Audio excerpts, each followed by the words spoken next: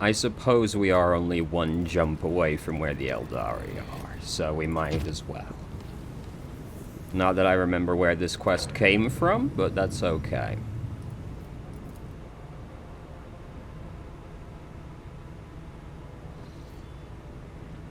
Okay.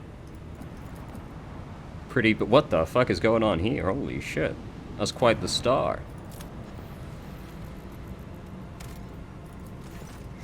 The cogitator screen highlights the shapes of several buildings. The small settlement, the only one on the planet, is a winter-scale dynasty outpost.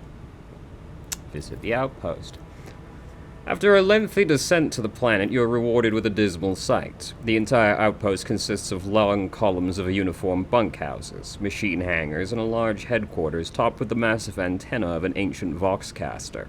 The binary suns hanging in the sky make every object cast two shadows, a spectacle you find vaguely disturbing. The custodian and his people go out of their way to give the esteemed guest a proper reception, but their resources are scarce at best. The custodian shares alarming news. The outpost is highly dependent on various deliveries from the core winter-scale worlds, but 2 ships have already failed to arrive on schedule. The locals do not have an astropath of their own, so the custodian cannot determine the cause of delays or request aid. The outpost will soon run out of food at this rate, so the custodian sends an urgent request for provisions. He is begging you for help, offering what little his settlement has in exchange. Yeah? The custodian showers you with gratitude and hurries to send gifts in return. The formerly grim and worried faces of his men light up with relief. Needle rifle? Okay. Tight. The return journey treats you to a rare and unexpected spectacle. An eclipse begins as one of the 2 local suns covers the other. You watch as the temperature drops, the lighting changes, and the double shadows vanish. The 2 disks in the sky merge, forming a shimmering oval, and then becoming one. Eventually, the fantastic event passes, leaving behind a vivid memory. Damn, that's pretty sick. And here... How much of this we have? A lot. What happened here? Lord Captain, there's evidence of a recent scuffle straight ahead of us. Throne take me, this is not a frigate. This is just a gutted piece of metal. The helmsman falls silent for a moment. Blimey, the culprits are here too. It is the Eldari freaks. I recognize their shiny asses even from this distance. Is that what you recognize? I see, Raver. Except, the Xenos are acting suspiciously. They're hovering in space and not even trying to run. Should we approach or open fire from a distance? Call off your people, Alantak. Something is wrong. The children of Asheron are dismayed, but doing something like this to a Monkey vessel... No, we are not animals. I appeal to your prudence and promise you made. Do not destroy my kin for the deeds they did not commit. Lord Captain, we've received a report from the Augur crew. The situation is unusual. The Xeno ship displays no biological or energetical signatures, even though it appears to be intact. According to the scanners, there is nobody on board. However, survivors are believed to be hiding in one of the compartments of the damaged vessel of the Imperium. We have also spotted some drifting plating remains that belong to a 3rd, unidentified vessel. Dispatch a rescue team. It will be done. Vigdis flips the switch on the Vox system's cogitator and the transmission goes quiet for a while. Lord Captain, the scouts managed to rescue several emaciated officers from the wrecked ship. Despite their wounds, they were able to tell us what happened. During a patrol, the frigate discovered an Eldari's ship crossing the system and decided to immediately attack the enemies of humanity. The Xenos vessel proved too fast and skittish, but at one point its engines failed, giving the frigate a chance to attack. When the guns were aimed, several Drukhari's ships suddenly pounced from the darkness. At first they attacked from a distance, but soon boarded the frigate and wreaked a bloody massacre on the decks. It is only by sheer miracle that the surviving officers managed to escape, locking themselves up in a hidden technical compartment the Xenos had no use for. The survivors claim the Xenos conspired and deliberately led the ship into a trap, where it met its doom. The Xenos joined forces to eliminate a vessel of the Imperium. An alliance between the Eldari and Drukhari is an unusual sight, and yet such outcome is hardly surprising. I don't know. It's kind of surprising.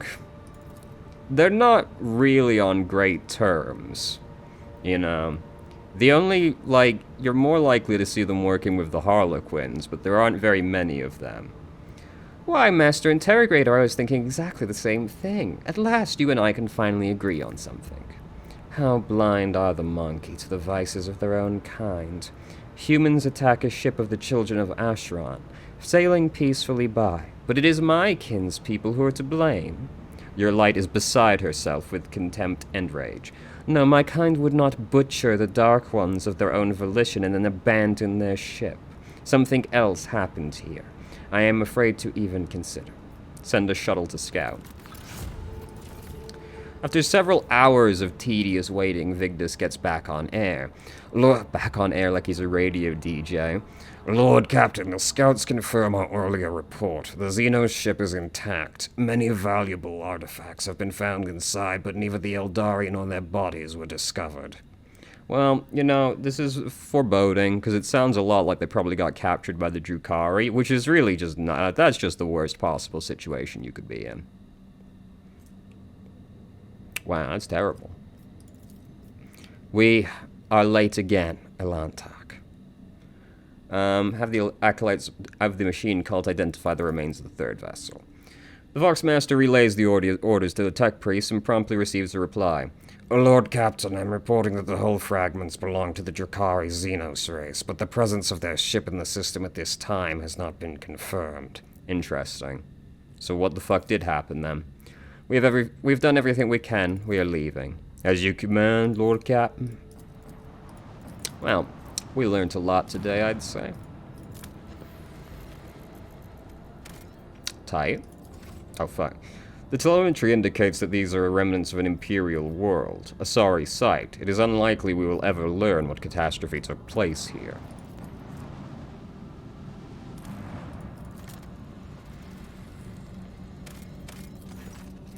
The crew were treated to a truly impressive sight, a colossal storm on the gas giant's surface. The planet's dimensions in themselves were mind-boggling, and then it birthed a tempest, the storm to end all storms.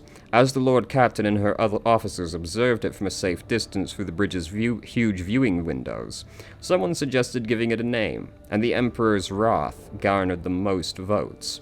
Some in the crew believe the storm to be an omen. We can only hope it's an omen of great things to come. Yes, of course.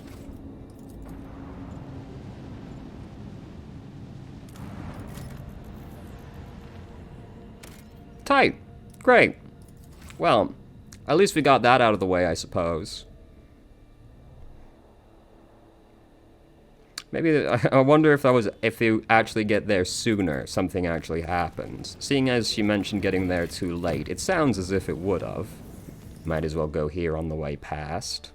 We've got to go back up anyway. Oh, Jesus Christ. Oh my God. Well, let's put that one off for a little bit, shall we? Oh, ancient bunker, you say? Okay. Let's investigate. Remember to stay hydrated. Oh dear. Oh no. Okay. We good? Okay.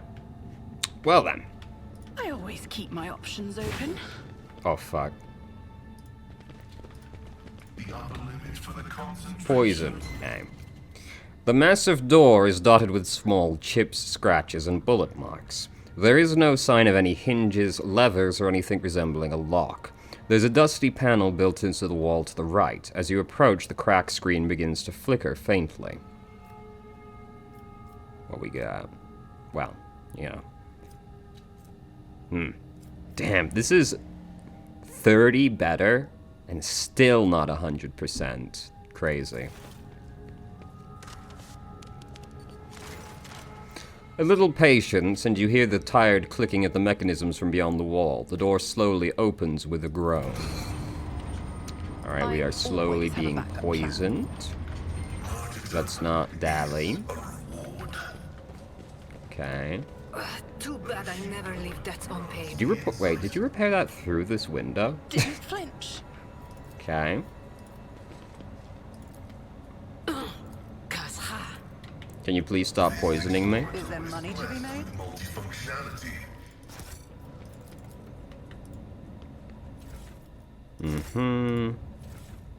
What's this? Plus 10 to tech use. Okay. It's nothing. What slot does that go in? Can Pascal really use this? Oh, fuck. What's his tech use right now? 127.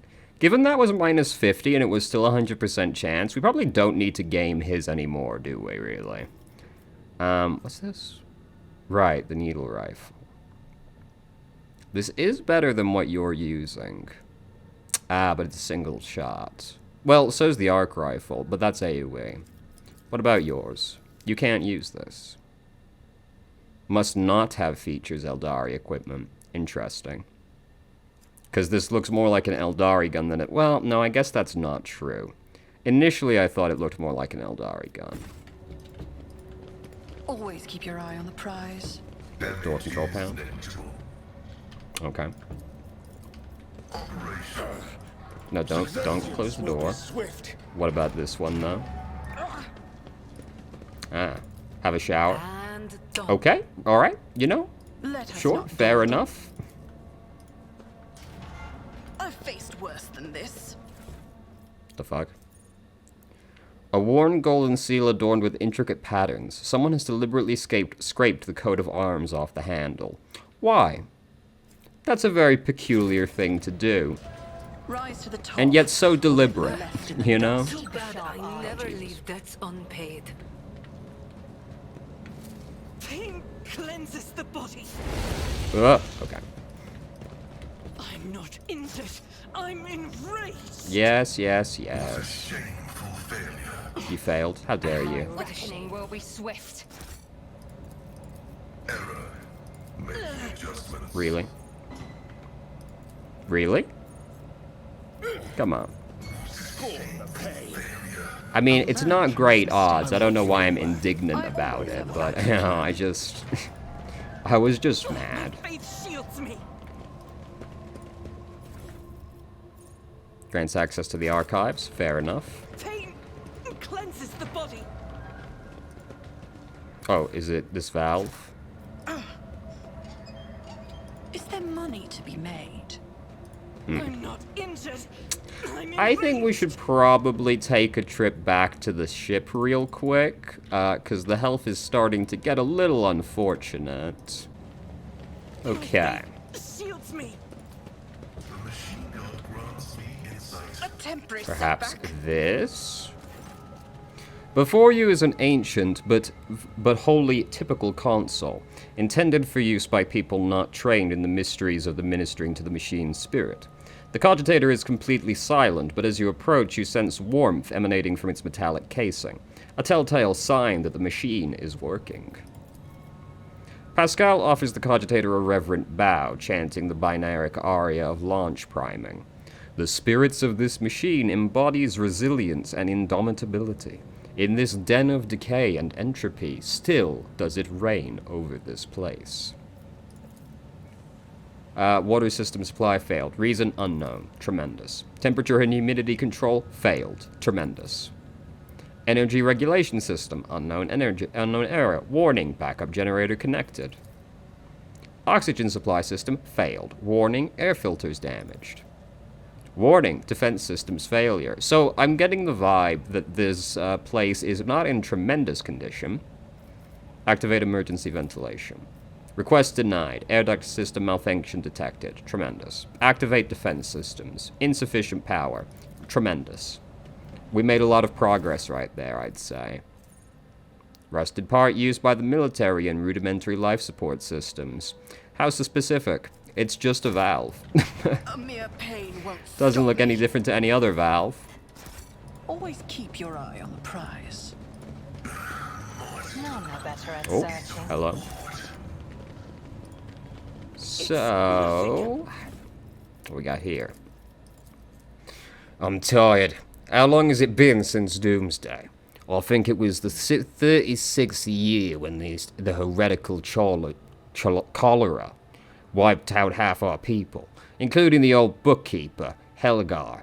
Time has stood still for us since. It was so long ago, and what a convenient solution to the overpopulation. Huh. The commanders think we brought this coincidence. Morons. Still, when I look in the mirror, I see my father. The same wrinkles by the eyes, grey temples, which means that I'm over 60. And we've been underground for longer than half a century. No sky, no sun, no joy, and no hope. If that damned propagandist described tells me one more time that I must not lose faith, I will make him eat his own tongue. Sure, we were once so certain that we had won. The weapon of the great ally boggled the mind. I still remember how the skies shook before me and my ma and father were evacuated to this wretched bunker. But where has it led us? When I took over my father at the comm station, I learned that we had long since lost all communication with the other PDF forces, Planetary Defense Force. And the stars respond to our calls with silence. These days, we don't hear any bombs landing outside, but things are still restless in the old bunker. First a water purifier failure, then a fire in the Medicaid units, rats chewed holes in the exposure suits, and now we can't go up to the surface anymore. Are these accidents, or have we had a saboteur in our midst all these years? I'll keep my eye on the troops. I don't believe in miracles, but we still have enough supplies on the lower levels to last us another 50 years or so. If Yold can finally sort the air duct problem, that is. Next time we meet, I should ask how the repairs are going. Tremendous. Sounds like it went great. To the warehouse. Let us not Now, something must be lurking in here, though, right?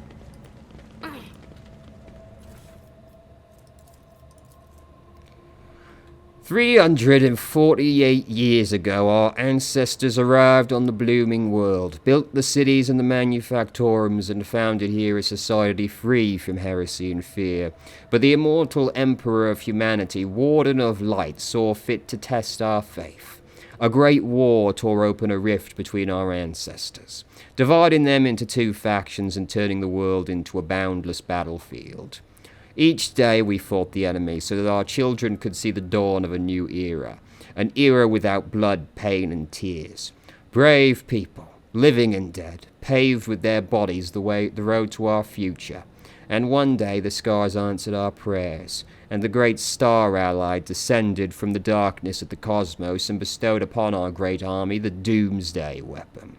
And so we brought righteous anger upon our foes, and ended the centuries-long war, and welcomed the dawn of a new era.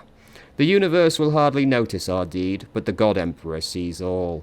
We, children of a great nation, must dedicate ourselves to this sacred mission, to survive and revivify this world, as the most beautiful flowers are revivified from ashes.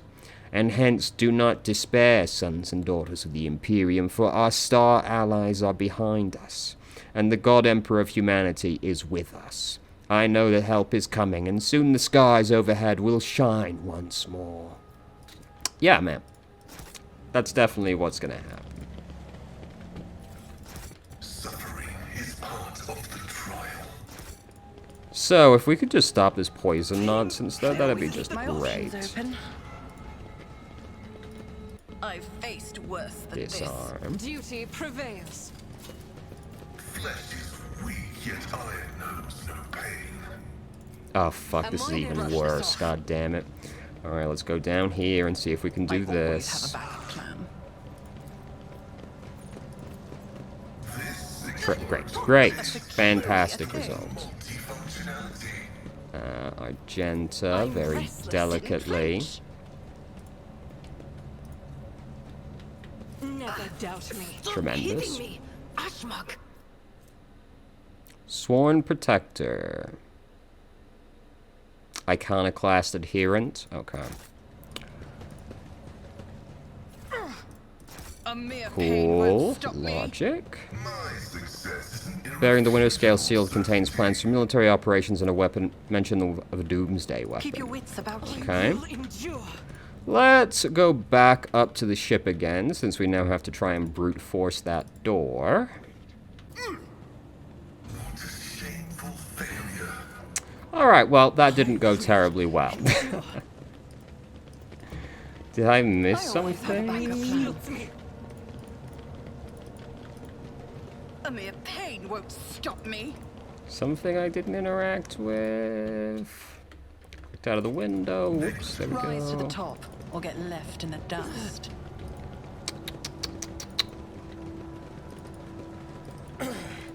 Focus, Baron Callums.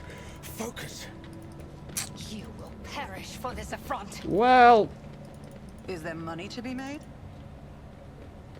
I'm not seeing anything. Is that my blood? So looks like we're out of luck Keep your wits about here. you. Alright, well, My reckoning will... that wasn't a very good trade. How unfortunate. Damn. Sometimes life's hard like that. Alright, well.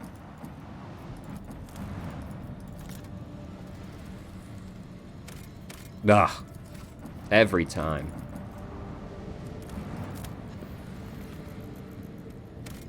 Oh. How much of that do we have? Please get out of the way. 3? Not very much. Let's do that one.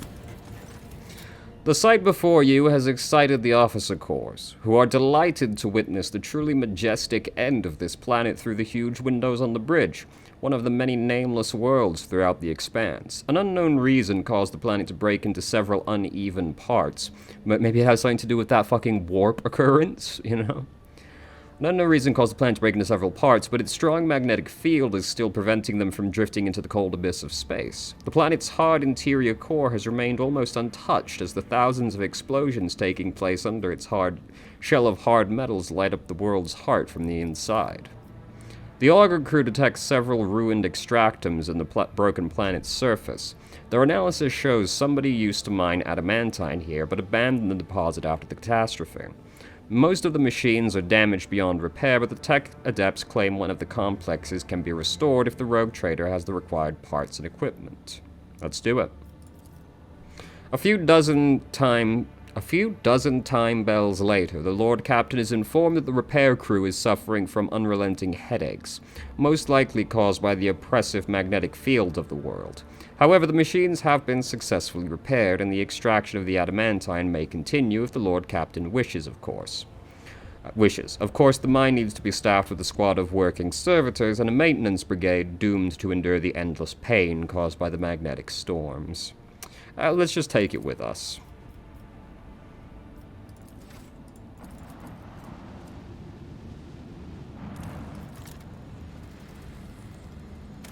Okay. Alright. Let's look at it. When the rogue trader's ship draws near the unidentified celestial body, the machine spirits on every deck, from the captain's bridge to the cargo holds, become frantic. The engines are refusing to cooperate, sending the void ship hurtling toward the epicenter of the anomaly like an arrow toward a target. You awake after unsettled sleep to find yourself laying on a stiff cardboard mat. You are overcome with a strange sense of wrongness. The place is dark and reeks of body odor. Someone elbows you under the ribs and grabs you by the collar, spitting abuse. It's an enforcer patrolling the void ship, and she is clearly displeased.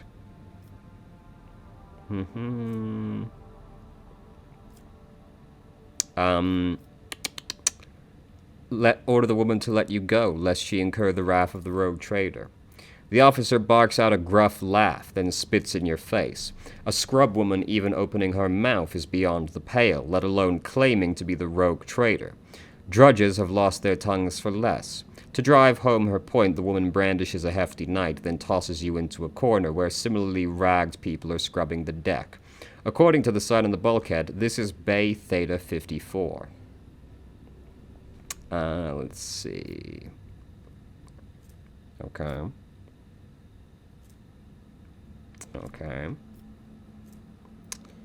Rob a guard post and contact Vigdis using a stolen Vox. You've been studying the Enforcers for several cycles now, observing shift changes, trips to the mess, games of regicide, and the aftermath of boozing sessions. On the fourth day, during a shift change, you sneak into the small room and find a Voxcaster that somebody left behind. Upon hearing your voice, the Voxmaster gives praise to the Emperor of Humanity. Vigdis explains that you were trapped in an anomaly that made people on the ship inexplicably trade places. A rescue squad was dispatched at once to search for the Lord Captain, but you beat them to it and contacted Vigdis yourself. You had to wait several more ship cycles for the escort squad to make its way from the uppermost decks down to the very bottom. Informed about a high-ranking guest in their midst, the overseers of Bay Theta 54 tried to brighten your stay with passable food, a soft bed, and even warm water. A privilege not accorded to locals. Eventually you see the familiar faces of escort officers who have come to retrieve you.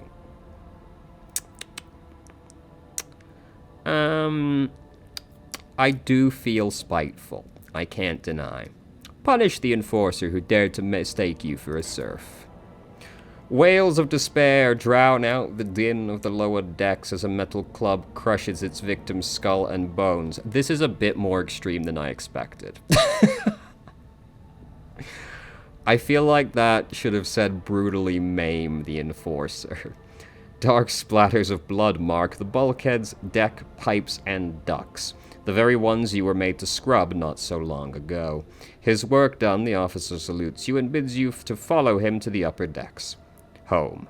You turn around to take one last look and notice the tattered denizens, armed with brooms and rags, industriously cleaning up the enforcer's gory remains and praying to the God Emperor for mercy.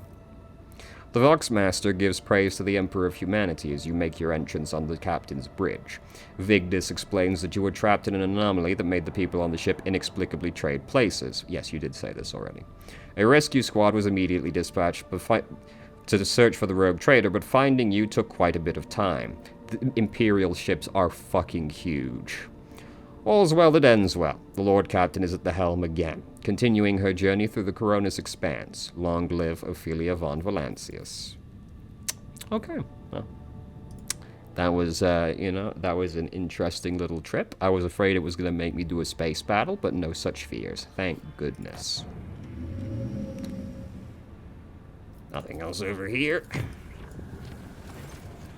The warp jump was unusually hectic. The recent attack of the scrap code disabled many of the sacred machines, whose malfunctioning algorithms showed no sign of failure until the vessel departed real space and surrendered itself to the Sea of Souls. Only the navigator's talent and tireless vigil of the tech priest saved the void ship from ruin. The Immaterium released us from its grip. This time. Okay.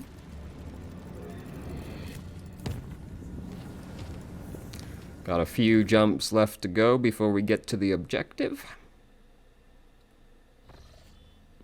Oh, okay.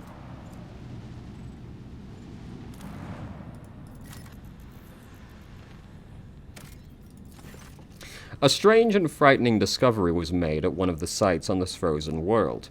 Countless human bodies suspended in the clear ice of a glacier. The bodies showed no sign of injury. It was as if they dived into the liquid water the moment before it turned to ice, freezing them in place with their eyes wide open and their hair fanning out behind them. Searches uncovered nothing that could explain this mystery. Well, you're really gonna do me like that, huh? You're gonna just drop that and then not elaborate further? Okay, fine. Keep your secrets.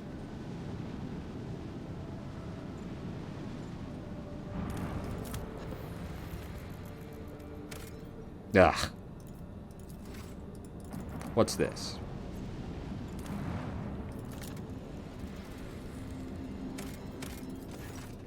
When the road trader's ship approaches the Adeptus Mechanicus Void Station, it is met with the hostile scrutiny of the station's defense lasers. An explorator lexomechanic, who introduces himself as Service Unit 42, dispassionately inquires how the station can be of use to the rogue trader. What the fuck does this mean? Give transuranium elements to the Adeptus Mechanicus? Okay, sure. The station thanks the rogue trader for her cooperation and remunerates with her with gold and securities. Apparently it was fuel. Okay. What you got? Let's trade. Upon consulting data from the main station's cogitators, Lexomechanics Service Unit 42 confirms the station requires transuranium elements or natural gas for the research of undisclosed nature. For its part, the station cannot offer the rogue trader anything in exchange at the moment, but the Adeptus Mechanicus representative on Footfall will certainly repay her for her aid. Well, fortunately, we already did that. Alright, well, that was a quick system to get out of the way.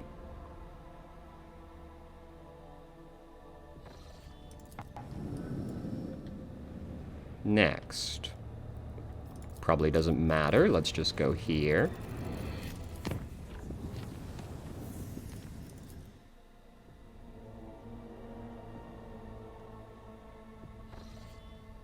Okay. Let's start with the starship.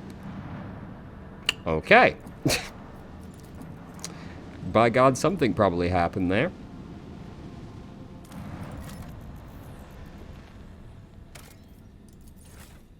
Type.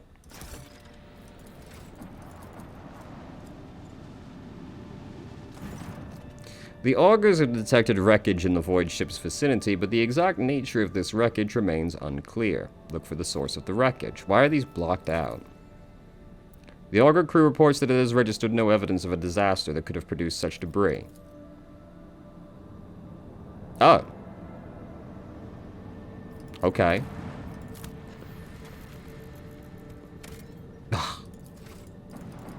It's always plasteel, man. Okay, well, this has been a productive place so far.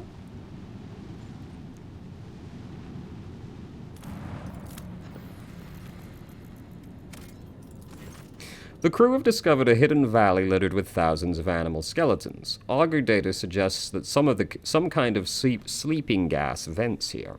It's likely the animals either don't realize they're headed for a deadly trap, or have even come here to die on purpose. Study the gas. After a series of experiments, the ship's weaponsmiths managed to perfect a few different types of ammunition. These are just gas cloud grenades, dude. Okay, you know, I don't think that was quite the technological breakthrough I was expecting there, you know. You just gave me 7 shitty grenades.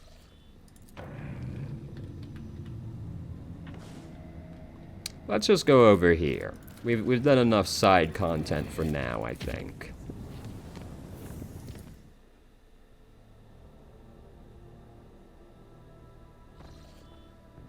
Lord Captain, Master Helmsman on the line. I can report that the quest for the capital world of the Valancius dynasty is finally at an end. Dragonus is straight ahead. We've received countless greetings. Your subjects would like to know when their mistress will be arriving. The merchant captains taking refuge in the orbital docks of Dragonus race to send your priceless welcoming gifts, hoping to buy your favor and to make an impression on the rogue trader. Tell Dragonus the rogue trader is coming home. It will be done, Lord Captain. After the connection to the Master Helmsman is cut, the device cackles with Henrix's voice. Lord Captain, I will be pleased to accompany you during your visit to Dragonus, so I can personally introduce Achilles Scalander, a servant of the Golden Throne who previously attended Lady Theodora on Dragonus. I am counting on your benevolence. The Voxcast ends with a click. Right, but first, we gotta do everything else. Crystals. Oh, phlogiston. We needed this for somebody else. Not that I remember where that ship is, but you know. We'll find him, probably. How did this world look before it was enveloped in this fiery shroud? Was it your ancestors a long time who disgorged its core in some ill-considered act? Fucking elves, dude. Great. What's going on with the ship? Lord Captain, a transport shuttle bearing the markings of the Adeptus Mechanicus is approaching the ship. Magus Tarzus' delegation intends to board our ship and gain an audience with your ladyship. This is exactly how they phrased it. He intends, not humbly requests. Many of my tech comrades neglect diplomacy when interacting with the laity. It is regrettable. What do they want? The honorable servants of the Omnisire have ignored our request. Such arrogance is hardly trivial. It rather appears to be part of their intimidation tactics. Yes. Punish them for their disrespect by letting them dock at the farthest and most dilapidated airlock so that it takes them an eternity to traverse the ship. A most humane punishment, your ladyship. This game is funny, dude. Requesting permission to be present at the audience granted to my tech comrades. So, why do I need to go down there for this? What's going to happen? Is it actually heretics that are coming aboard? A most humane punishment.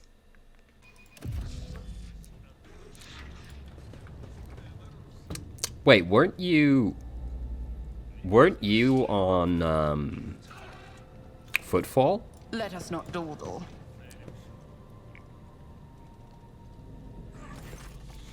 A group dressed in the crimson of the priesthood of Mars walks towards you. Their gazes are fixed on Pascal. You note that the group is not monolithic. Some of its members are more heavily armed and follow a large tech priest clad in battle armor. Others keep a respectful distance and cast inquiring looks at their own leader, whose haunched posture belies his tall frame. Despite the hood hiding his face, you recognize him as Opticon 22, whom you encountered on Footfall. Great, I'm not crazy. The enormous tech priest points his hand at Pascal and lets out a booming roar not unlike a factory alarm. It makes your very bones vibrate. Herald servo skulls, marked with the emblem of the cog, follow in his wake. They blare shrilly. Thou shalt not suffer a heretic in thy forge, for rust begets rust. Pascal Hanuman, in the name of the Adeptus Mechanicus, you are under arrest. Absolutely not.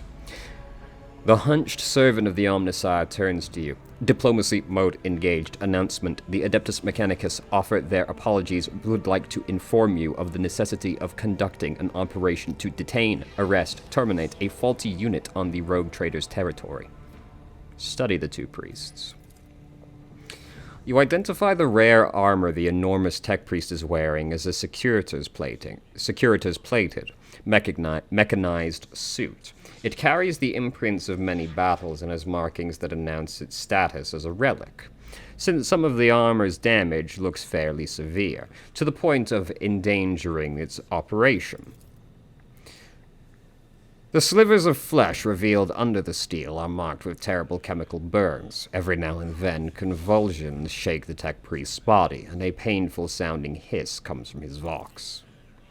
The tall tech priest who spoke to you looks more peaceful and makes a point of not drawing his weapon.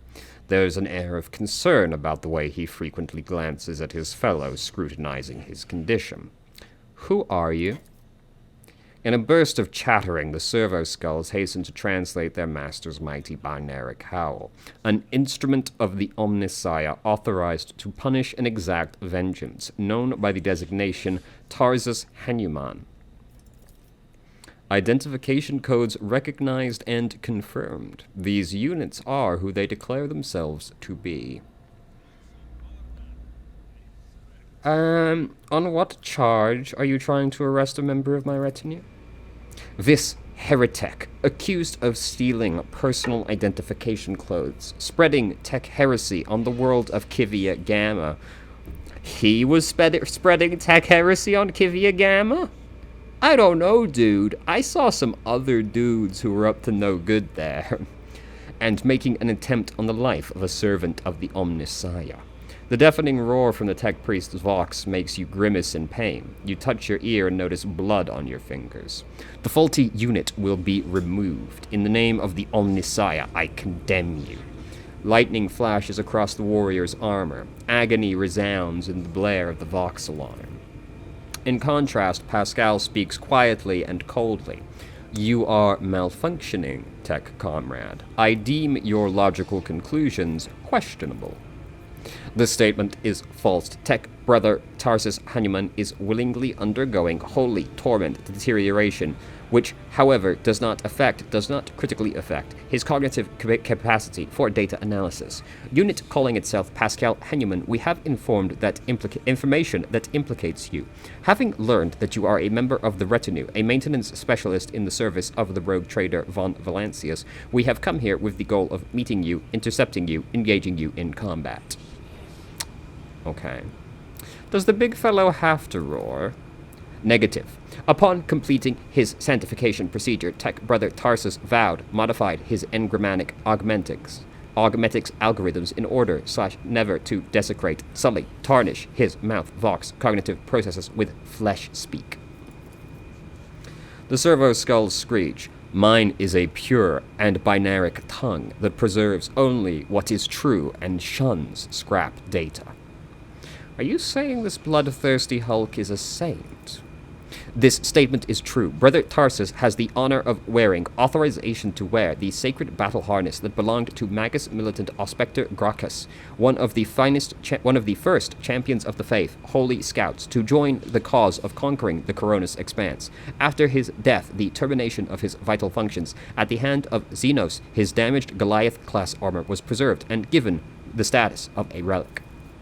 The Adeptus Mechanicus regard this act as a voluntary martyrdom, self-destruction, for the glory of the Deus Machinus. This battle harness is classified as Cogni armor. The machine spirit living in it is strong and wise, but it took more damage in the course of Magus Gracchus' last battle.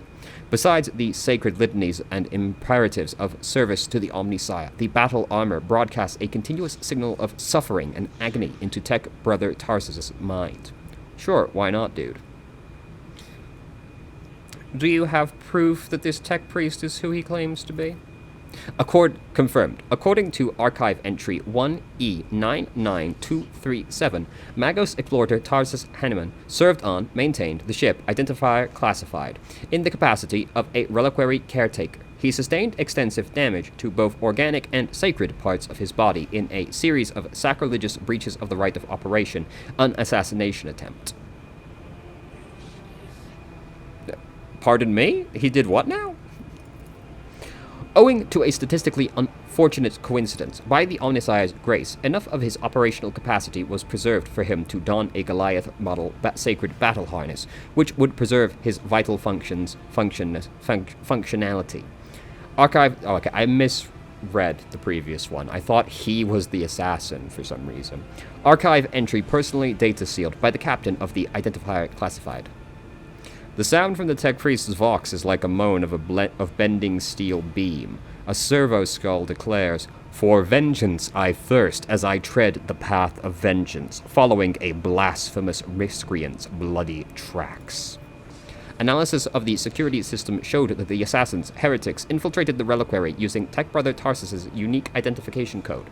Someone had stolen, duplicated Brother Tarsus' identity, which is a Grade 3 transgression, and the unit marking the alleged criminal claim of being Pascal Hanuman is known to have previously entered the stolen code. How do you suppose Pascal was involved in the events of Kivia Gamma? Our data suggests that the unit which used Magus Explorer Hanuman's identification code performed an unauthorized upgrade on the planetary Vox array and introduced the data deemed to be scrap code into the operation. This fact points to this unit's complicity with the heretic Cubus Delphim. What do you have to say to this, Pascal? Pascal replies firmly, his Vox cackling with a hint of indignation. I deny these charges. I never plotted against my tech comrade. My cognitive purity vows were never distorted. My unique identification code was never stolen. I am the true Magos Explorer Hanuman, and I am not guilty. The tech priest's deep, guttural roar blends with the servo skill's high-pitched whine. False witness! Get off of my planet now. And if you ever try to arrest anyone in my domain again, you will regret it. Brother Tarsus lets out a terrifying battle cry and raises his weapon with an amazing alacrity for someone of his size. Let those who have spurred the procedure reap the fruits of their sacrilege. Pascal freezes, but green sparks light up in his visor. He extends a hand toward Tarsus and replies in a clanging voice. Let the cycle be discontinued. You realize Pascal's words are coming from both his own Vox and Tarsus's. Then every sensor on the executioner's battle harness lights up at once, blinding, and the wounded armored Leviathan lets out a deafening roar of pain. Attention! Priority notification. Service units of the Kappa Thread supply line are unauthorized to confront the rogue trader. Command, retreat, and reinitiate negotiations. Heretic Pascal, I will wreak punishment upon you in the name of the Deus Machinus. I'll make an example out of you. Well, I'm not surprised, but I am still disappointed.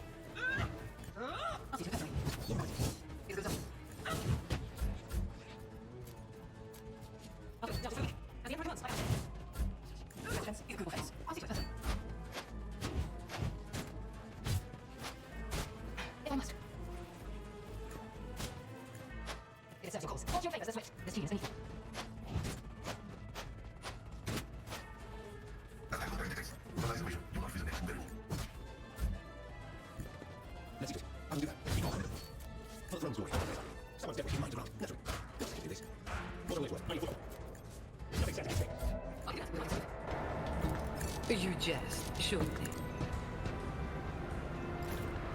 Who, if not me? Okay.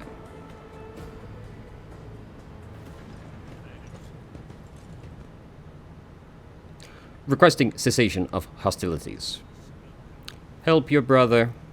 The unit that called itself Tarsus Hanuman is dead, has been disabled. This material asset is beyond restoration or reuse as spare parts. After a pause, Pascal bows his head and a binaric requiem pours out of his vox. Despite his misconceptions, he was a servant of the Omnissiah. I'm sorry that you had to kill a comrade. I also regret having a negative assessment of this event. The Adeptus Mechanicus still accuse the unit identifying itself as Pascal Hanuman of criminal theft of a unique identification code. Unlike Tech Brother Tarsus, I am not authorized to immediately execute the unit, but neither am I authorized to drop the inquiry. There are no apostates among us. The piercing voice from the Vox synth is more overwhelming than Tarsus's thunderous roar. Tech Brother Tarsus and the machine spirit that lived in his battle harness succumbed to the suffering that beset them. Their judgment was rash and erroneous. Now that their torment is over, I declare them martyrs and am requisitioning Tarsus Hanuman's neural augmetic for the purposes of preserving his blessed memory. As astonished tech priests look on, Pascal leans over the slain man's body and extracts the augment from his skull. His movements are as precise as they are respectful. Listen in silence.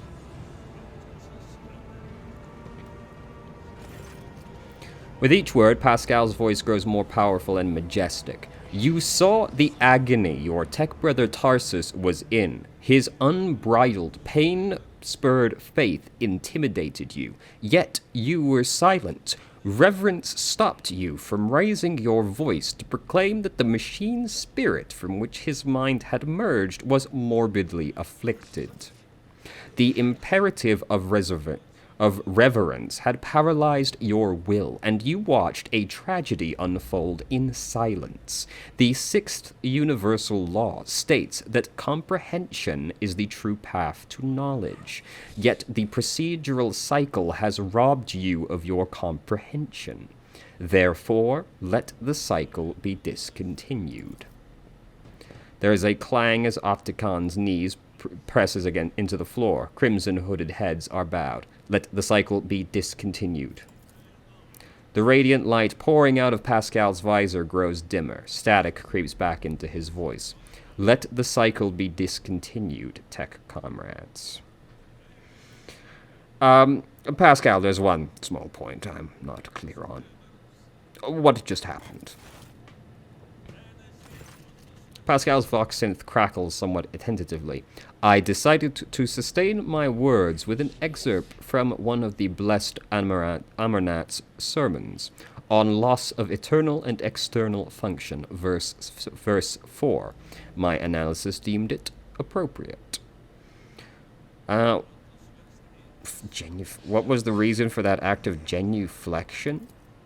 It has been a long time since the words of the Messiah of discontinuing were last spoken openly over public communication bans. We respectfully welcome wisdom's return.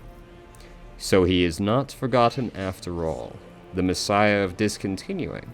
Is that how you refer to Amernat? Following Archmagos Amernat's partial laikization, removal from the chain of command, that the authorship attribution on a series of sermons on discontinuing the cycle were disseminated across the Cognizance fleet. It was, in fact, a title used by many in past times.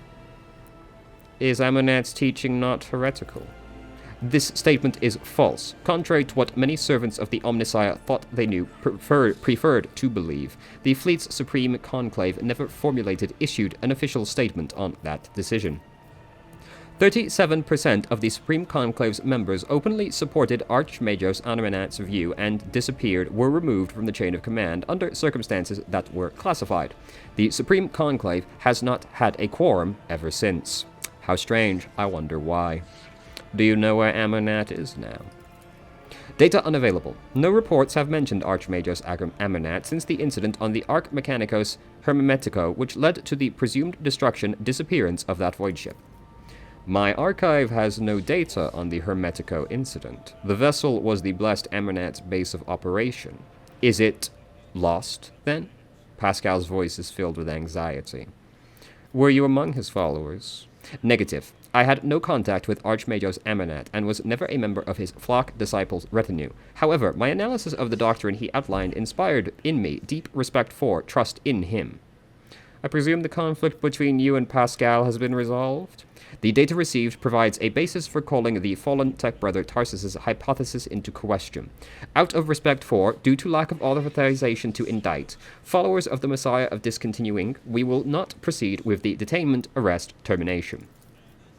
The Omnissiah knows all, comprehends all. Thank you, tech brother Opticon 22. Now that the conflict has been resolved, you may remain aboard my ship. Request denied. The Kappa Thread supply line delegation is leaving Dragonus, expresses gratitude for the hospitality ceasefire, and proclaims its intent to return to Footfall to resume performing its regular functions. The tech priest looks over at Pascal as if waiting for something. Pascal's mechandendrite briefly touches the shoulder of Opticon 22, who bows respectfully. Okay, well, that was pretty scuffed, but, you know, now we get to shake him down. It's terrible. Wow, absolutely awful. But we will be taking all of this. Great. Now let's go to Dragonus and inevitably get attacked as soon as we land. Such is just the way of things. Alright. Dragonus.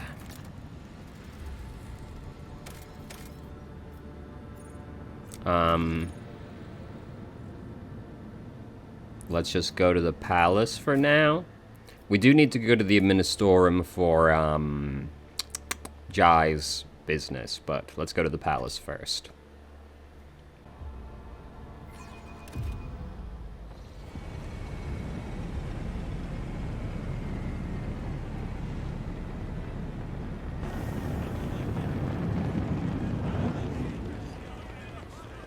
Where's the gang coming from?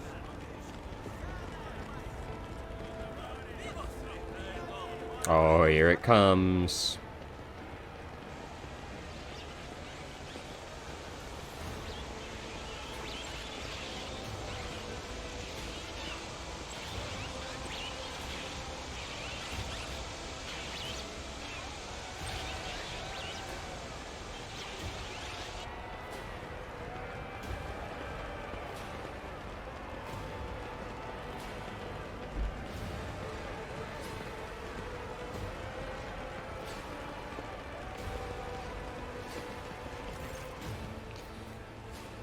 The Emperor protects. Welcome home, your ladyship.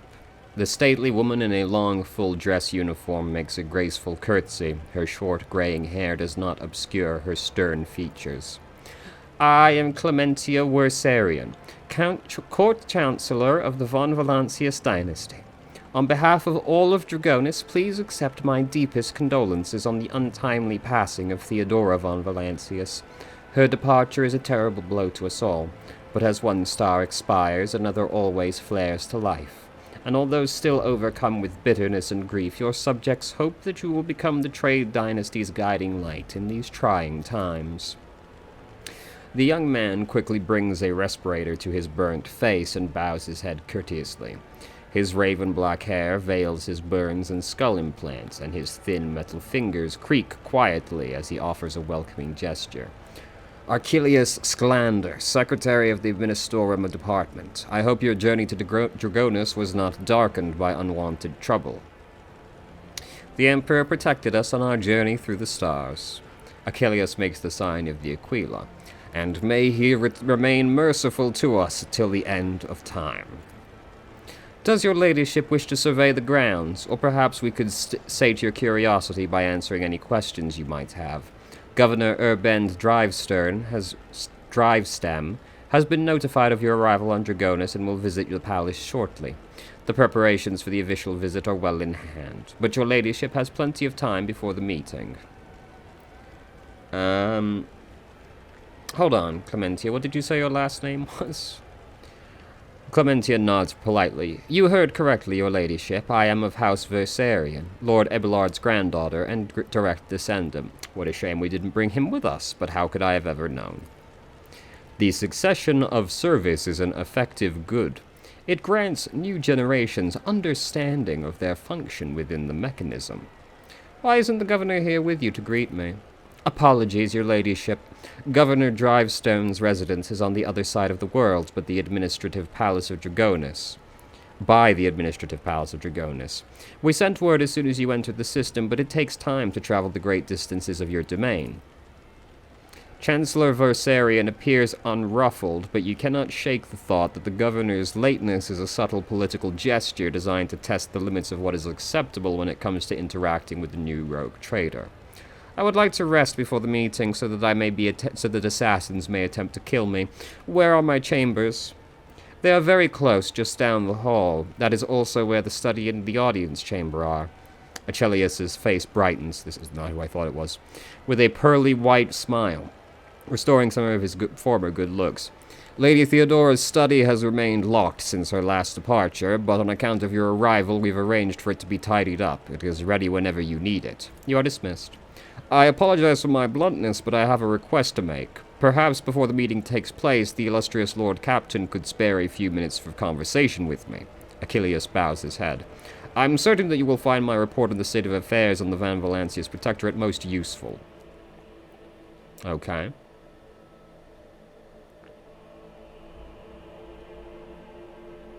Take your time. Oh, and suddenly I am all alone. Even the boys are not with me. Oh, well, toss a coin. What do we have here? What did I just find? Glinting in the light, the cold Coin falls to the bottom of the clear water and sinks to the bottom. Yoink. Okay, where is that guy? Inside, probably, but no. Your light thoughts?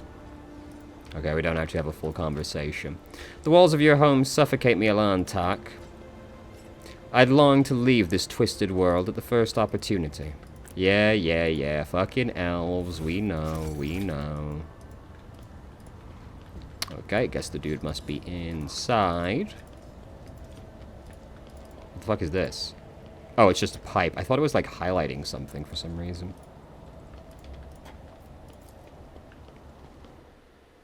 Wasn't expecting to be walking around without the party, but at least we didn't get ganked the second we landed this time. That makes a refreshing change of pace. We're only going to probably get attacked within, like, you know, the next hour or so instead.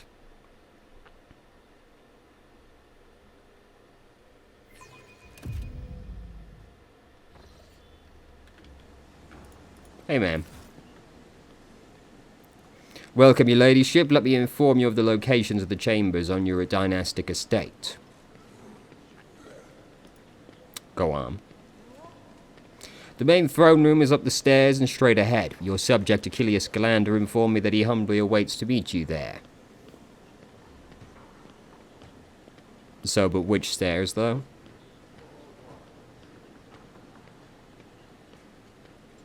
If your ladyship wishes to rest after the long journey, then your personal chambers are up the stairs and on the right.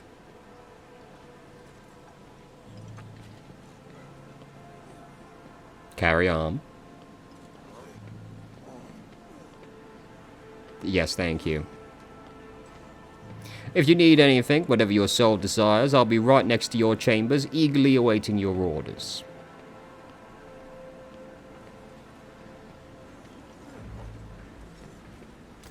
Alright, let's go to the throne room then. Oh, wait. What do we got down here? Yoink.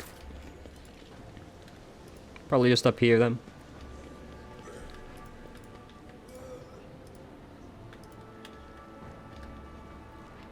Versarian.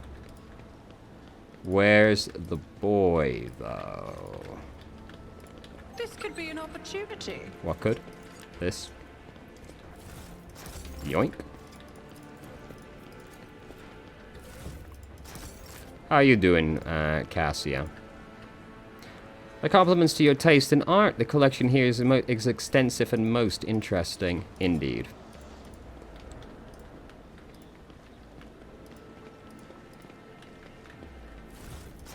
Abelard. While we're on Dragonus, I will check the Secretary's reports and keep an eye on the logisticians. Master Donrock does his job well, but a little security goes a long way with him. A little scrutiny goes a long way with him. Ah, here we are. The slender figure, clad in robes made from expensive fabric, shudders from violent coughing. Pressing a gilded respirator to his face, the man takes several deep breaths. Achilles, it has been many moons. I hope your cousin is feeling well. Achilles covers his burnt lips, trying and failing to suppress a coughing fit. She's in good health. She sends her regards to you, as well as her wishes for your swift return. Enrix frowns. For as long as the stars shine in the sky, my vigil continues. So it does. Achilles thumps himself on the chest with his augmented hand. You hear the clanging of metal against metal. I'm not so foolish as to fail to notice a conversation code. Your insight deserves credit, rogue trader. Then again, I expected nothing less from Theodora von Valancius's successor. Heinrich looks at Achilles.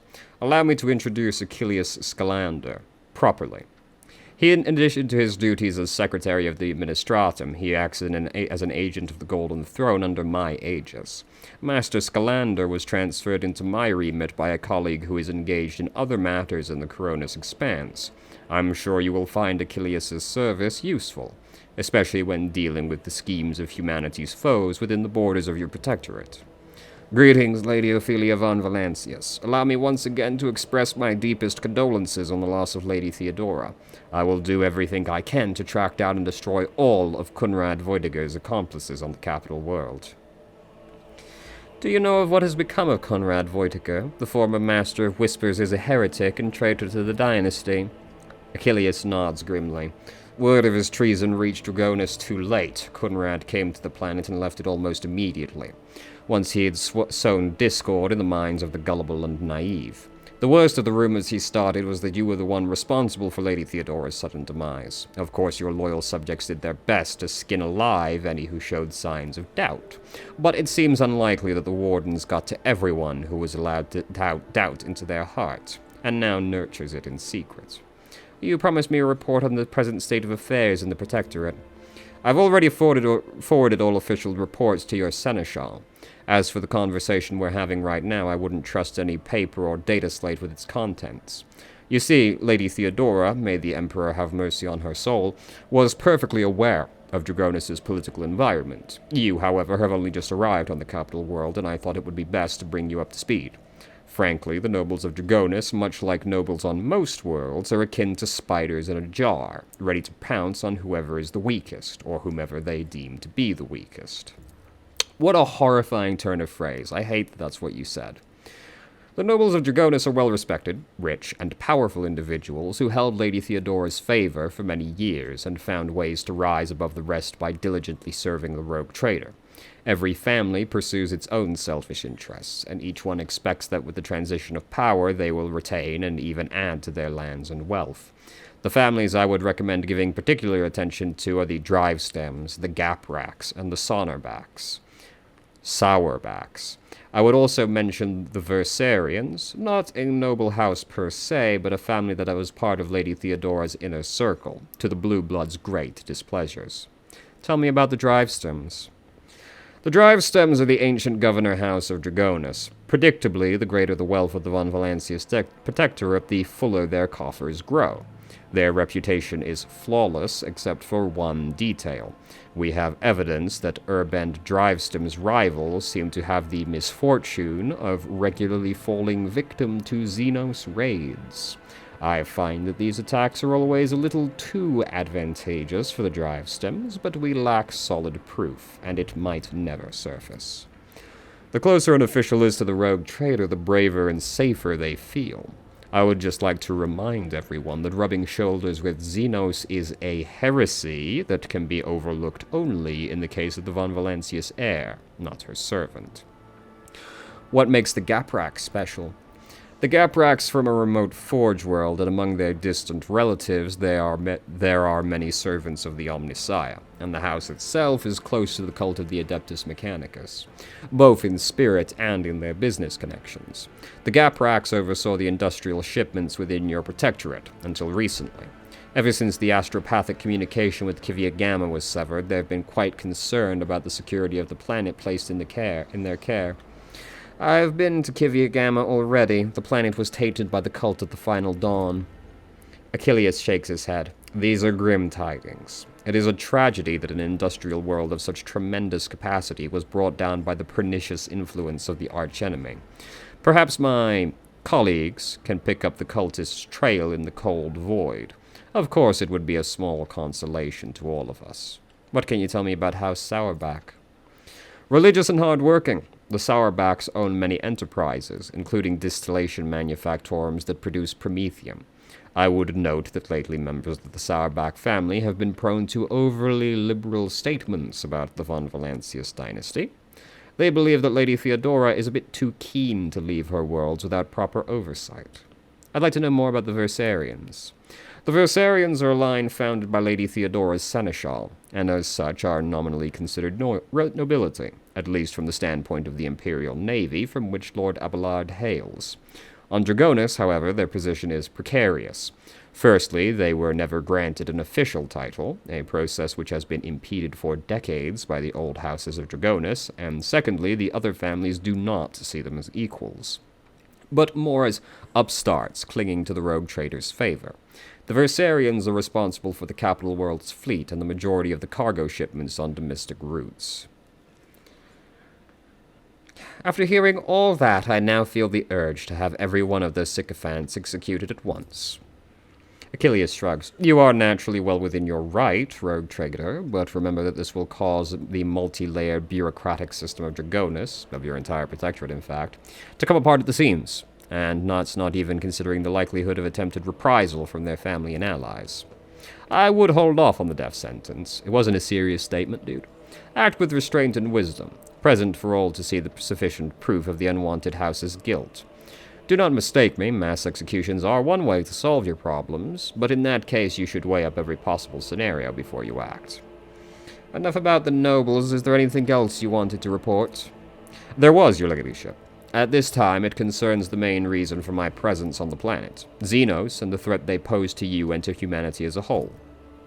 The last few months have been difficult for the people who report to me. My eyes and ears scattered throughout the Coronis expanse. Warp disturbances, astropaths overcome with madness, ships disappearing in the immaterium. Many of my observers and contacts have gone dark or have been killed by some calamity or other. Still, I managed to establish communication with some key individuals who were able to warn me about incoming threats, including Xenos raids. Achilles looks you in the eye without blinking. It is within my power to supply you with intelligence on where and when the Xenos will strike next. I do not doubt that Governor Diveston will beg for your protection against the Xenos, and in this fight, the information from my contacts will serve you well. I beseech you, Ophelia, if I ever report a threat looming over a ship or a planet, do not dismiss it. Sometimes it takes an intervention from the rogue trader and her mighty void ship to avoid a disaster. Well, you've already told me about these. Yeah, it's just that wasn't grayed out, so I was like, I should probably ask.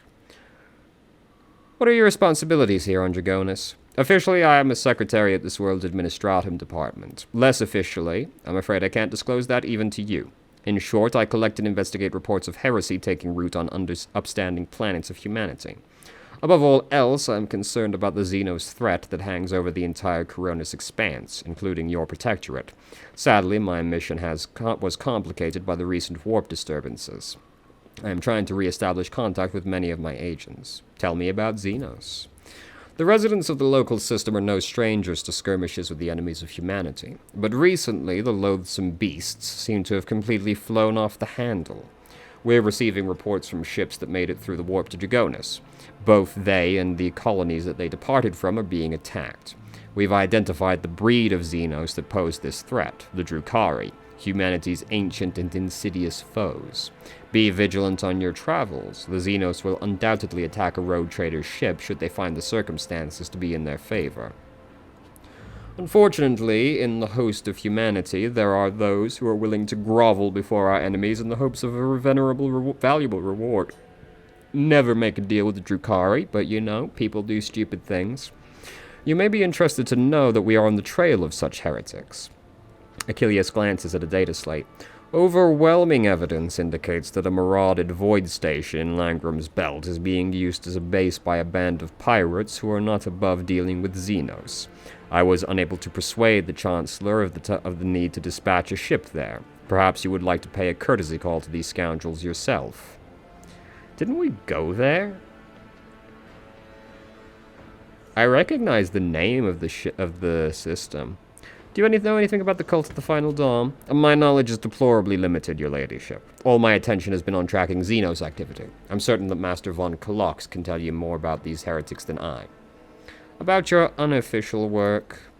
Yes.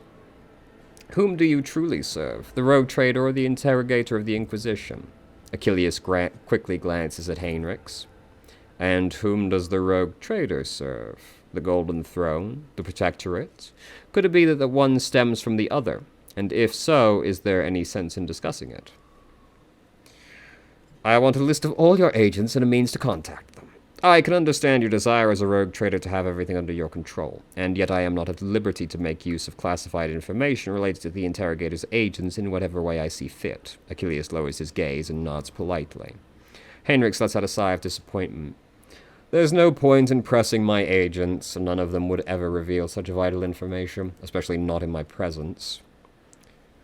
I've learned all I wanted to. Achilles bows and brings his respirator to his burnt lips. I have other questions. The scars on your face. What happened? About... He coughs. 5 years ago, there was an accident. Several tanks of promethium exploded in the storehouse at my estate, and I was buried alive under the rubble.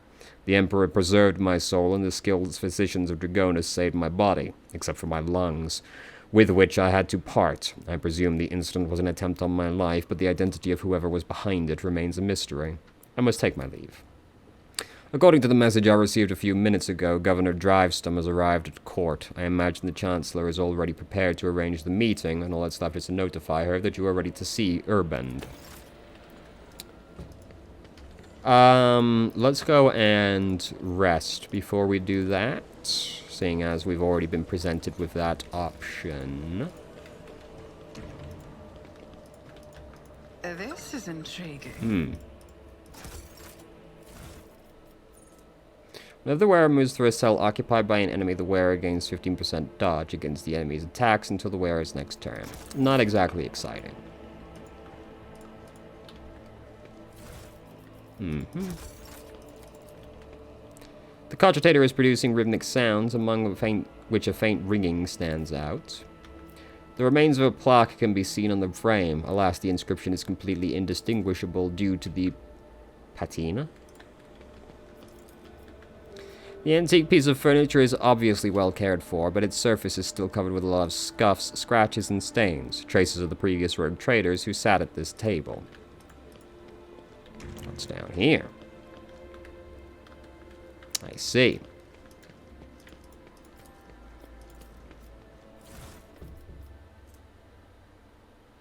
Oh, it's a multi-melter.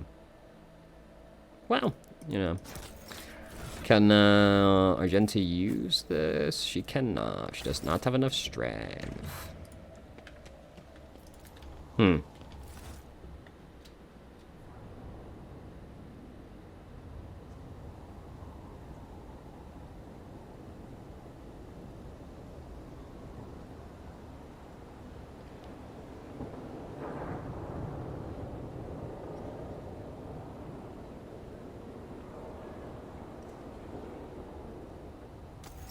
Okay. Well, let's go to bed. Never mind. The bed for the head of the Rogue Trader dynasty is befitting the status of its owner. Alright, never mind. The fuck is this? How do we get in there, though? This is obviously a fake wall. Well, I'm sure we'll find out later. I've clicked out of the window. God damn it. Okay. Well, let's go meet whoever the fuck it was. I've forgotten his name. Drivestum. Your ladyship. Clementia bows her head politely. For a chancellor of the Rogue Trader, she is dressed rather simply. A parade doublet, polished boots, and a comfortable cloak. She bears a saber and a gilded scabbard. Whether for show or protection, one could not say. Only her ring, with the Versarian coat of arms, indicates that she is of the highest social stratum. The governor is waiting on the periphery of the palace. Please let me know when you would like to see him. Awareness failed. Clementia is different from most nobles, not just in the way that she is dressed, but in her bearing too. Although judging by the scars visible on her skin, at least some part of her education took place on a battlefield rather than within the secure confines of a lyceum. What are your responsibilities as Chancellor? To put simply, I am your trade representative. Any and all decrees, deals, official communication, and meetings are first reviewed by me and then forwarded to you, and from you down the hierarchy. My purview also includes overseeing your ladyship's property, the palace, the estates, and the many gardens, and other demesnes on Dragonus that you have inherited from Lady Theodora, and whenever you are present on Dragonus, consider me as your personal secretary. What can you tell me about Dragonus? All deals and important decisions are made here in the capital. Many years ago, an ancestor of Lady Theodora signed an agreement with the Adeptus Administratum, which allowed for efficient management of the world and the neighboring systems. In accordance with the decree, A share of the planet's population was assigned to the administratum and converted into servitor scribes. They now toil across the entire world. How horrifying. Dragonus is also the seat of several noble families who run all the major planets in the Protectorate. If I may express my not-so-humble opinion, they care very little about who exactly stands at the helm. Those piranhas think about their own profits just as much as they do about the prosperity of the Protectorate itself, if not more. And lastly, Dragonus has its own fleet, a luxury unavailable to the vast majority of other worlds in your realm. In addition to warships, the Protectorate also employs privateer ships who are used to transport cargo between worlds. Does the capital stay in contact with the other worlds in the Protectorate? Unfortunately not at this time, your ladyship. After the few representatives of the Adeptus Astra Telepathica on Dragonus went into a frenzy, some of the Psychers were tragically pacified by the respective authorities. Since then, communication with the neighboring systems has been unreliable at best. Thanks to the Master of Mankind that you managed to find your way to the capital. If the noble houses are so volatile, what sense is there in keeping them? Over the many centuries, an intricate hierarchy has formed within the ruling elite of Dragonus. The great houses do more than plunder your treasury. It is replenished to a large degree thanks to their administrative work and their lands. Naturally, you can get rid of anyone whom you consider surplus to the requirements, but right now it could threaten the fragile stability that is currently holding the Protectorate together. Are there any other issues I should be made aware of? Apart from the disrupted communications, Dragonus was recently raided by enemies of humanity. However, the fleet, under the command of Captain Matthias Versarium, triumphed over the accursed Xenos. If you ask for my opinion on the matter, we have the situation completely under control.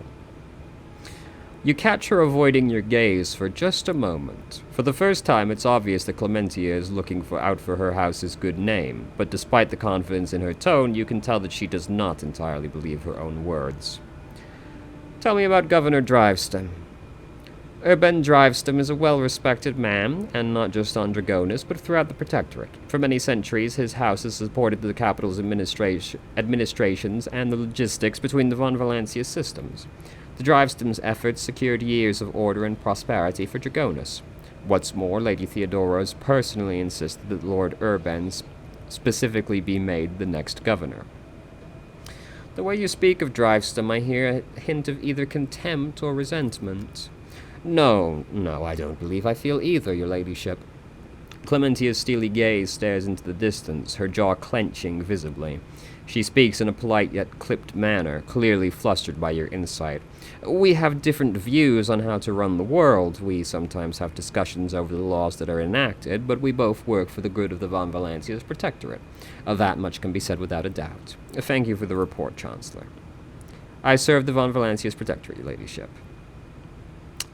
Achilles Scalander, does he cause any problems? Why, none at all, your ladyship. Secretary Scalander is an outstanding individual and a loyal servant of the Von Valancius dynasty. In Lady Theodora's absence, we collaborated on a number of issues related to the well-being of your domain, and has proven himself quite capable. And I don't know why, but even the governor trembles before Achilles, which is unusual for a man of his, shall we say, standing. The last word brings a slight smile to her lips. Tell them that I am ready to see the governor. I shall arrange for him to be escorted to your study. Ophelia von Valancius, 20th in her line, rogue trader, keeper of the sacred warrant and ruler of the Cronus Expanse. From the Chronox system to the 100 Dreams Crossroad, I bid you welcome. Urban Driveston, governor of this great world. First and foremost, please accept my deepest condolences. It will be difficult to recover from the loss of a woman as great as Theodora von Valancius. It pains me to think that she is no longer with us. The citizens of Dragonus and the entire Protectorate grieve alongside you. Please allow us to declare half a year of mourning, so that we can honor the memory of our beloved lady. It's all the same to me, do as you see fit. I will immediately give all necessary instructions, your ladyship. He casually presses a few buttons on the cogitator built into his gold bracer. Esteemed Ophelia, Lady Theodora was a strong leader, and we ought to follow her example. Let us lean on our wisdom and persevere in spite of this tragedy. Together, and let us carry on where she no longer can, by leading the Von Valancia's Protectorate to even greater prosperity. Driveston gives you a look of admiration. It seems that he is quite aware of your fame, and this opportunity to curry favor with such an eminent figure is one that does not wish to miss. Your illustrious glory made you famous far beyond the bounds of your home system. Alas, it won't be an easy task to accomplish. Some time ago, the astropaths of Dragonus flew into a rage, and they had to be subdued.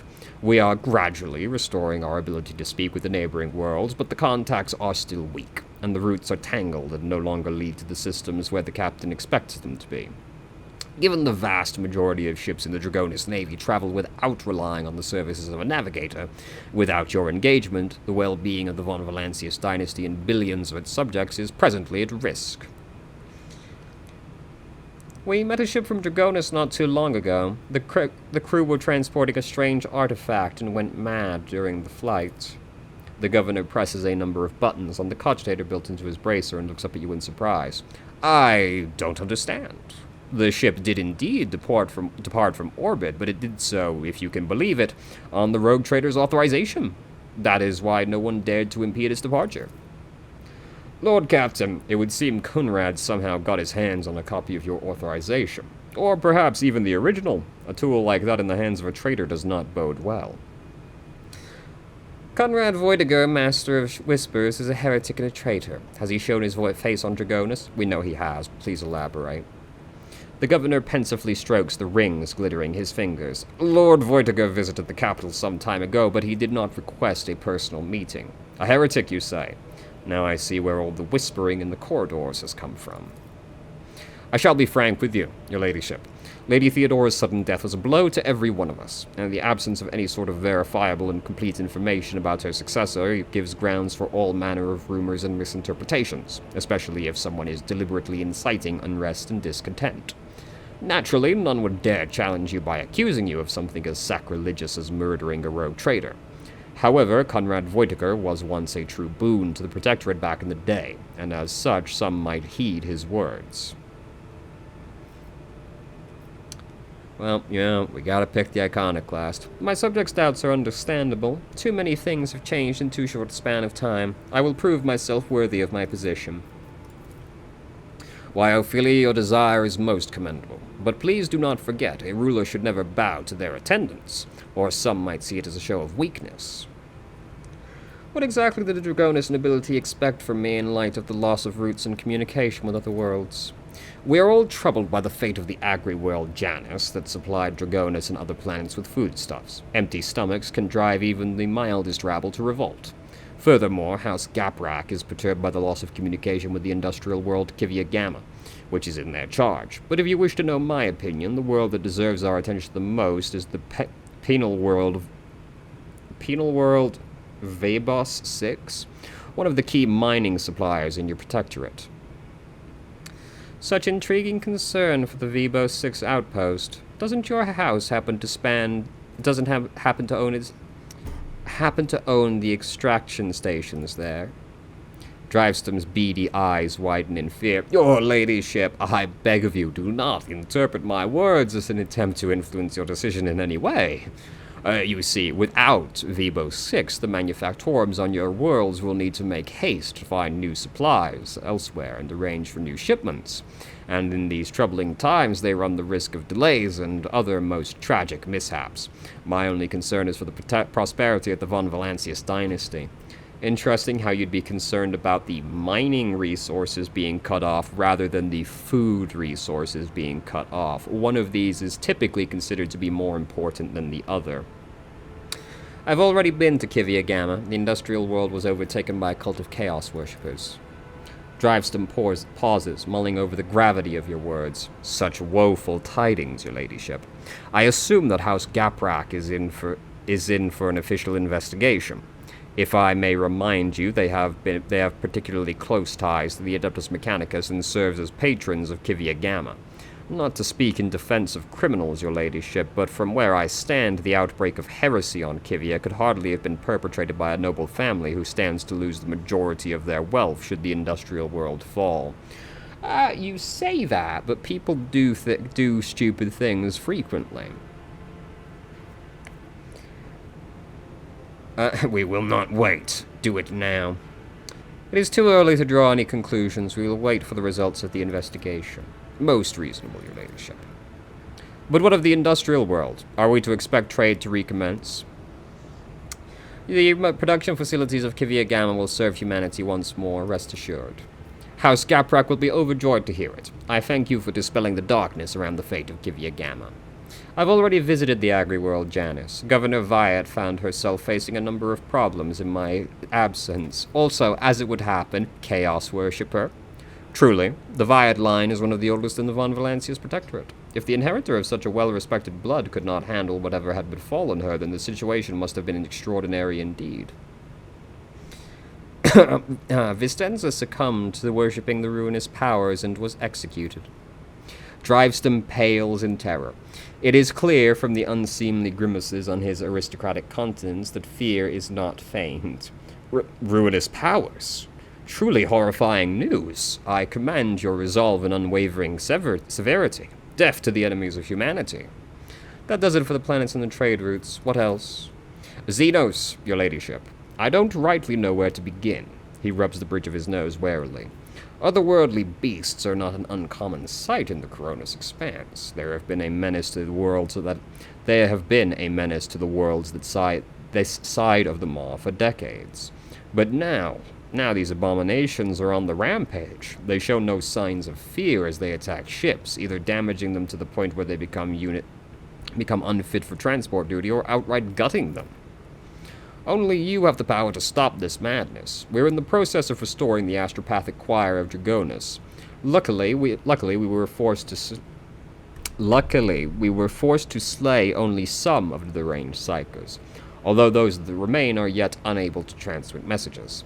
I hope Master Scalander will keep his word and offer you support in the war against the Xenos. According to his reports, the region of Viabos 6 has been of particular concern in the last few cycles, which is all the more reason to discover the colony's fate as soon as possible.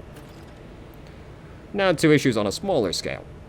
There is a certain degree of tension in the capital due to the unorthodox succession of the Sacred Warrant. Chances of uprising are minimal, of course, and the spreading of rumors is nothing but a sign of weakness of mind and spirit. Nonetheless, I've prepared a list of minor houses that have demonstrated unseemly discomposure at your succession. What is to be done about them?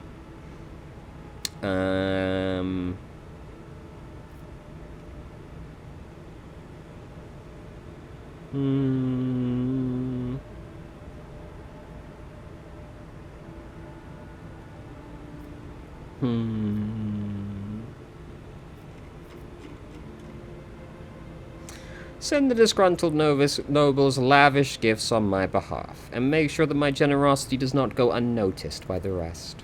An elegant solution, your ladyship. Other families will assume that your relationship with the Defiant houses are more complicated than one might think, and the agitators will receive the message that they are being watched. One last thing, your ladyship. Your inauguration as bearer of the Sacred Warrant is but a matter of time, and I would like to inquire about one crucial detail. I imagine you are intending to uphold the centuries-old tradition, bolstered by an equally long-lasting friendship, of being represented on Dragonus by one of the noble houses. I presume that, as before, this duty will be accorded to the House Driveston. One moment. Which houses can represent me at the ceremony?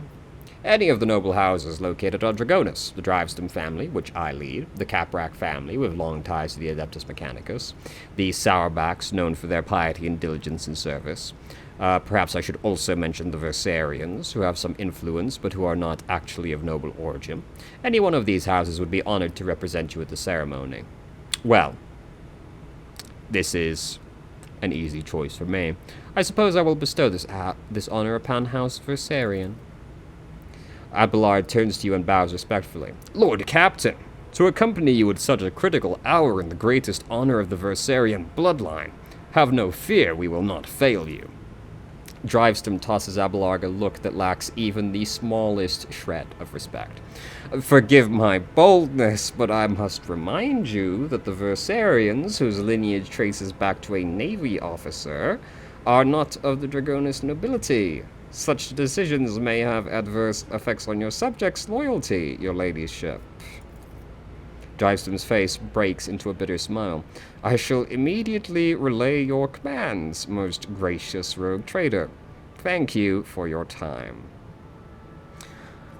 I would like to complete my inauguration as rogue trader as soon as possible. When is the ceremony? I'm afraid that until you deal with the pressing issues, the ceremony will have to be postponed. Many trade routes are still unavailable. The central worlds of the Von Valencia's protectorate are going through a crisis, and the warp disturbances, if void observers are to be believed, will prevent important guests from reaching the capital. Tell me about yourself and House Driveston. It would be my pleasure to enlighten you. My house is the oldest and most respected on Dragonis. My ancestors walked side by side with yours for many generations as they cared for this world's welfare. Our duty is to supervise the governing bodies within the systems subservient to you, and we are responsible for the Protectorate's logistics and economic stability. As for me personally, I am a humble servant of the Emperor and a loyal subject of the Rogue Trader, and to my great pleasure I had the honor of calling myself Lady Theodora's close friend. At Urban's last word, Abelard lets out a sound that could be interpreted as either a snort or a cough. Urban gives him a look, which Abelard meets with an expression of utter nonchalance. That will be all, I take it. Thank you for your time, your ladyship. Since duty calls, I shall take my leave. May the Emperor's grace be with you. Oh, that was terrible. Hated that. Ah, fucking nobles, fucking politics, goddamn.